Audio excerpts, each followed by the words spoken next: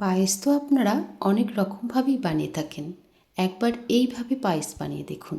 গরমের দিনে খাওয়া দাওয়ার পর এক বাটি এরকম ঠান্ডা ঠান্ডা পায়েস হলে মন্দ হয় না। আর সবথেকে বড় কথা, এই পায়েসটা বানাতে আপনাদের খুব বেশি উপকরণ লাগে না। ঘরোয়া কয়েকটি উপকরণ থাকলেই কিন্তু অনায়াসেই এরকম একটা সুন্দর ডেজার্ট রেসিপি আপনারা বাড়িতেই বানিয়ে নিতে পারবেন। যাই হোক, আমি সাধনা, আর আপনারা রয়েছে সাধনার সাথে, সাধনার হেসেলে। আর আজকে আমি আপনাদের সঙ্গে শেয়ার করব অত্যন্ত সুন্দর এবং সুস্বাদু একটি ডেজার্ট রেসিপি, কাঁচের পায়েস। তাহলে চলুন আর দেরি না করে ঝটপট শুরু করে দেওয়া যাক আজকের এই সুন্দর রেসিপিটা। আশা করব আপনারা ভিডিওটির শুরু থেকে শেষ পর্যন্ত আমার সাথেই থাকবেন। আর প্রতিটি রেসিপির মতো আজকের রেসিপিতেও থাকছে অনেক ছোট ছোট টিপস অ্যান্ড ট্রিক্স। তাহলে কাঁচের পায়েস বানানোর জন্য আমি এখানে নিয়ে নিয়েছি বড় দানার যে সাবুটা পাওয়া যায়, সেই সাবুটা এখানে নিয়েছি আমি 200 গ্রাম পরিমাণ। আমি একটা 100 গ্রাম পরিমাণ বাটির 2 বাটি মেপে নিয়েছি। এবার এই সাবুটাকে আমি জল দিয়ে পরিষ্কার করে নেব। আপনারা চাইলে ছোট দানার সাবুটাও কিন্তু এখানে ব্যবহার করতে পারেন। জল দিয়ে এটাকে আমি একবার হালকা করে একটু ধুয়ে পরিষ্কার করে নেব, যাতে এর ভিতরের ময়লাগুলো পরিষ্কার হয়ে যায়। দেখুন, এই রকমভাবে পরিষ্কার করে নিতে হবে। এবার এতে আমি দিয়ে দেব জল ভিজিয়ে রাখার জন্য। জলটা কিন্তু আপনারা সম পরিমাণ দেবেন, মানে যতটা পরিমাণ সাবু হবে ঠিক ততটা পরিমাণই জল দিতে হবে। তারপর এটাকে ঢাকনা চাপা দিয়ে 1 ঘন্টার জন্য ভিজিয়ে রাখতে হবে। এদিকে আমি ওভেনে বসিয়ে দিয়েছিলাম কড়াইতে দিয়ে দিয়েছি 500 গ্রাম মতো লিকুইড দুধ। দুধটাকে আমি ভালো করে জাল করে নেব। দুধটাকে আমি প্রথমে হাই ফ্লেমে দিয়ে জাল করতে দিয়েছি। দেখুন, এই রকমভাবে ফুটে উঠলে তখন আমি সেখানে অ্যাড করে দিয়েছি 3 থেকে 4টি ফাটানো এলাচ। আপনারা এখানে এলাচের গুঁড়োও ব্যবহার করতে পারেন। এলাচটাকে দেওয়ার পর আমি আবারও ভালো করে দুধটাকে নাড়াচাড়া করে করে ফুটিয়ে নেব। এখন আমি এখানে নিয়ে নিয়েছি একটা বাটি, আর নিয়ে নিয়েছি আমুল স্প্রের একটা 10 টাকা দামের প্যাকেট। এবার এই দুধটাকে বাটির মধ্যে ঢেলে নেব।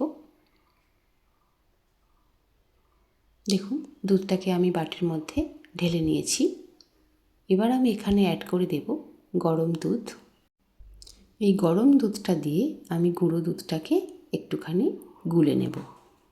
আপনারা যদি দুধের মধ্যে দিয়ে গুঁড়ো দুধটাকে দিয়েও গুলে নিতে পারেন, সেক্ষেত্রে একটু একটু দলা দলা পাকিয়ে যায়। সেজন্য এইভাবে আলাদাভাবে একটু গুলে নিলে খুব সুন্দর মসৃণভাবে স্মুথভাবে কিন্তু দুধটা গুলে যায়। আমি এরকম একটা হ্যান্ড ব্লেন্ডারের সাহায্যে এটাকে ভালো করে গুলে নিচ্ছি। এবার এই দুধটা আমি ওই দুধের মধ্যেই অ্যাড করে দেব।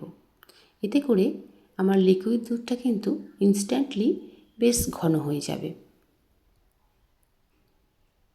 দেখুন, আমার দুধটা কিন্তু আগের থেকে অনেকটা পরিমাণ একটু ঘন হয়ে এসছে।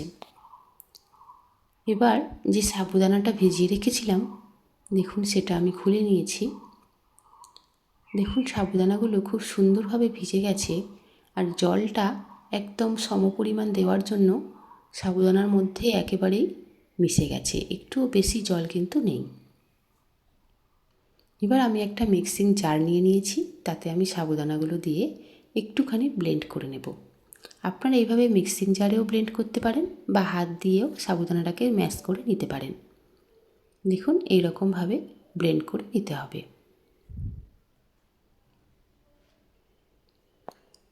এবার এটা আমি একটা পাত্রে নিয়ে নিয়েছি। এবার এর থেকে আমি ছোট ছোট বলের মতো করে সাবুদানাগুলো দিয়ে ছোট ছোট বল বা রসমালাইয়ের মতো বানিয়ে নেব। আমি একটু হাতে ঘি নিয়ে নিয়েছি। ঘিটা নিয়ে নিলে কিন্তু এটা বানাতে খুব সুবিধা হয়, হাতের মধ্যে আটকে যায় না। এটা কিন্তু একটা ছোট্ট টিপস। ঠিক যেমনভাবে নাড়ু বানানোর সময় হাতে একটু ঘি লাগিয়ে নিলে একটুও লেগে যায় না, ঠিক তেমনই।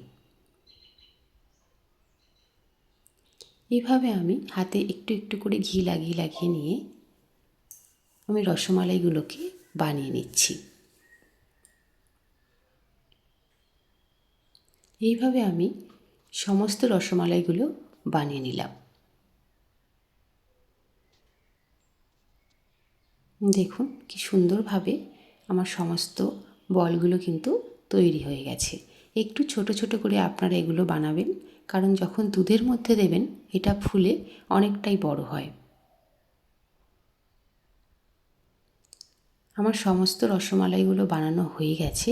এবার আমি সবগুলোকে দুধের মধ্যে দিয়ে দিচ্ছি। সমস্ত বলগুলোকে আমি দুধের মধ্যে দিয়ে দিয়েছি। এখন দুধটাকে ফুটতে দিয়েছি। এই সময় গ্যাসের ফ্লেমটাকে মিডিয়াম টু হাইতে রাখতে পারেন। দেখুন এই রকম যখন একটু ফুটে উঠবে আবার এটাকে লোতে দিয়ে দেবেন। এবার আমি এখানে অ্যাড করে দিচ্ছি 1 বাটি পরিমাণ চিনি। তাহলে আপনারা সহজেই বুঝতে পারলেন 2 বাটি পরিমাণ সাবু নিয়েছিলাম, সেখানে আমি 1 বাটি পরিমাণ চিনি দিলাম। তাহলে কিন্তু এর মিষ্টিটা একেবারেই পারফেক্ট হবে। এবার আপনারা যদি একটু বেশি মিষ্টি খেতে চান তাহলে আরও একটু চিনি অ্যাড করে দিতে পারেন। দেখুন আমার একেবারেই কিন্তু রেসিপিটা রেডি হয়ে গেছে। কত সুন্দরভাবে তৈরি হয়েছে একবার দেখুন। আর এই বলগুলো কতটা বড় বড় হয়েছে ফোটার পরে। এবার কিছুক্ষণ ঠান্ডা হতে দিয়েছিলাম। ঠান্ডা হওয়ার পর দুধটা কিন্তু আরও একটু ঘন হয়ে এসছে। আর এর টেক্সচারটা কিন্তু খুবই সুন্দর এসছে।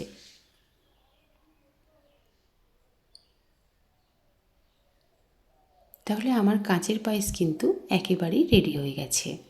তবে এটা গরম গরম খেতে একেবারেই ভালো লাগবে না। এটা কিন্তু আপনাদের ঘন্টাখানেকের জন্য ফ্রিজে দিয়ে তারপরেই খেতে হবে। তবেই কিন্তু এটা অসাধারণ সুন্দর লাগবে। এখন আমি একটা পাত্রে তুলে নিয়েছি। নিয়ে কিছু আমন্ড কুচি ও কিছু কিশমিশ দিয়ে এটাকে আমি গার্নিশিং করে নেব। আপনারা আপনাদের পছন্দ মতোভাবে গার্নিশিং করে নেবেন। দেখুন আমি এখানে কিছু আমন্ড কুচি এবং কিছুটা পরিমাণ কিশমিশ উপর থেকে দিয়ে সুন্দরভাবে গার্নিশিং করে নিচ্ছি। আপনারা চাইলে এখানে পেস্তা কুচিও দিতে পারেন। ব্যাস এটাকে আমি এবার দিয়ে দেব ফ্রিজে।